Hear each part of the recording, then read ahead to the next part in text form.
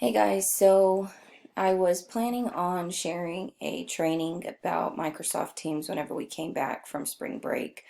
I'm finishing up my master's, and this is one of the requirements is that I train staff on a couple of tools.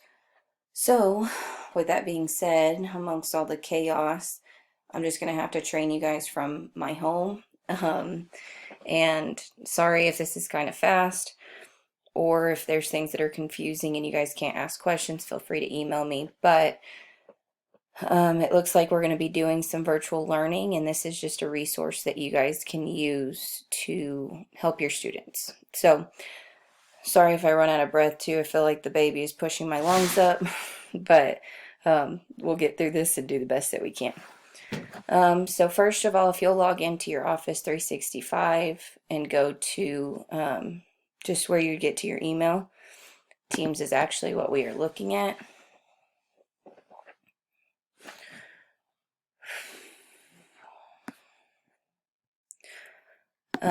You guys should have been added to a team by Miss Timberlake. So if you didn't get that, this is actually in my junk email right now. So you guys can see that you've been added to this team. This team right here is the one that she created, and that's probably the only one that you guys see right now. These are all things that I've been using on my own. This was a mock class that I set up just to see how it would work with staff. So what are teams? Essentially, it's like the Microsoft version of Google Classroom. You can collaborate, share, chat. I'll take you guys into a team just so you can see what it looks like. I've only been using this for a few weeks now. Mr. Stanley actually had to set it up, and so whenever we got it set up, that's about how long I've been using it. So right now, like, I'm the owner of this class, so I can start a conversation. But my kids could also do this, and I'll get into how you can turn on permission for them to do that as well. So first off, though, let's go to how to create a team. So once you've logged into your Microsoft Office, if you'll go up here and join or create a team, let's create a team. I really don't know what's best, you guys. I've tried it both ways, as you could probably see on my home screen. I've tried it with different class periods. So I had Algebra 1st and Algebra 5th, and I've also tried it with my 8th graders with just one big group. Personally, I kind of like it as just one big group right now because there's really not a friendly way, or at least I haven't found a friendly way for us to copy and paste like assignments. I have to go through and create everything twice, whereas if I just had one big group, it would just do it one time. So you're going to create a class. And again, I would just, call it pre-algebra, or I already have this set up, so I'm just going to give you an example.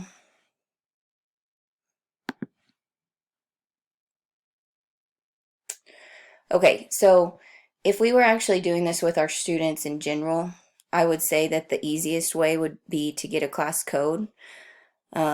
If they were adding themselves in your classroom, it would be easy to monitor, but it's not. So I'd pull up your Skyward roster and I'd actually just type in each kid.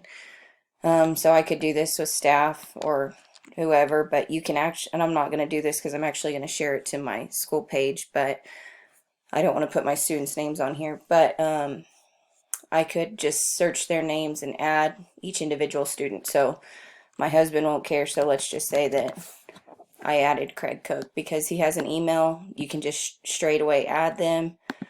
So I'd add him, and then you could just continue on with your roster.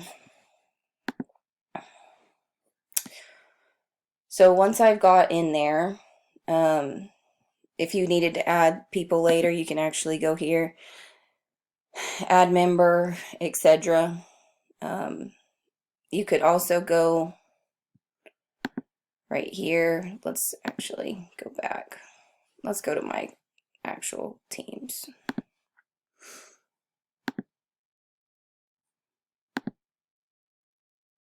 So if I went to manage team, right here is actually how I can change who has access to do a lot of things. I've turned this off because I don't want them to be able to create a channel. And we'll get to that in just a second. These are channels over here. I don't want them to be able to create a channel, but I do want to have options to where they can add messages and create messages. I just kind of want to limit them. Each teacher's channel is going to, or each teacher's team is going to look different. So you guys are going to have to go and play with these. This just allows them to type in. If you go back to my, oops, sorry. If you go back to this just allows them to mention anybody, and they could pull this up and mention anybody that's in the team. So they could actually just pull this up and mention at Jalen Cook, and it would tag me in their conversation. Okay, so now then we've got that created. Let's look at how to create a channel. You guys should have all of your students added.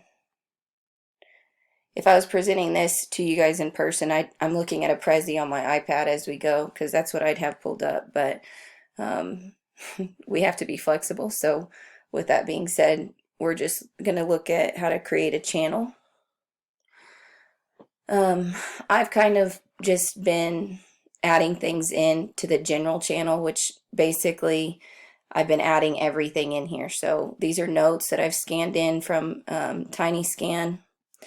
This is a quiz that I created with Microsoft Forms. You guys have access to all of these through Microsoft Office.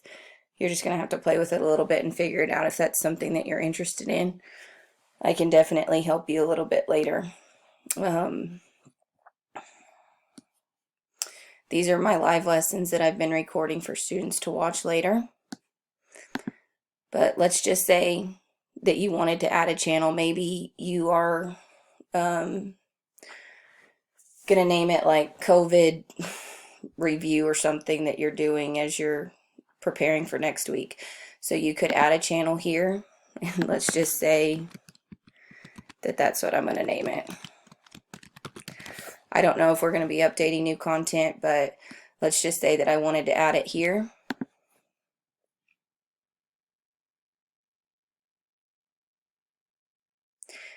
And then let's say that any resource that I want them to complete during this COVID shutdown is just going to be added into this channel. So that's up to you guys how you want to organize those. I've been trying to put my bell ringers in here because those are something that the students lose often.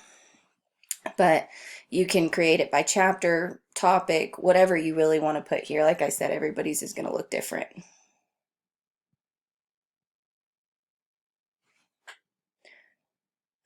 So several different ways that you can use this. You can attach documents. You can send funny things to students or to like within the team. I'll get into Meet Now later, Microsoft Stream just a little bit later, but basically, I mean, you guys have seen how I'm using this. It's really just a central hub, and I can post any website, any notes, anything into all of that. There is another way that you can organize things, and that's in Class Notebook. But again, the more you guys play with it, the more that you're going to feel comfortable with it.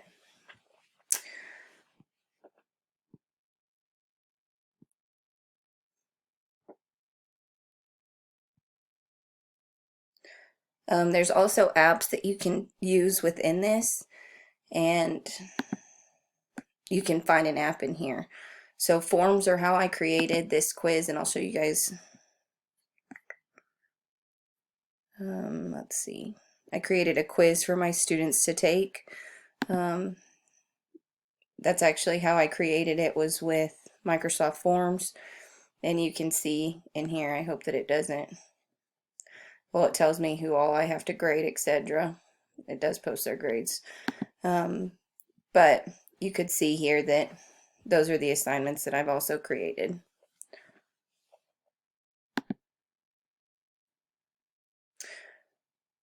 Okay, so I'm not sure how much time I have left on this screen recording.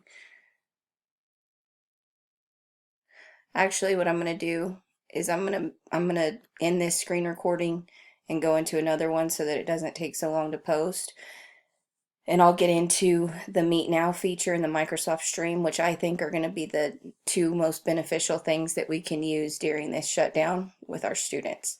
So let me get out of this recording and I'll see you guys in the next one.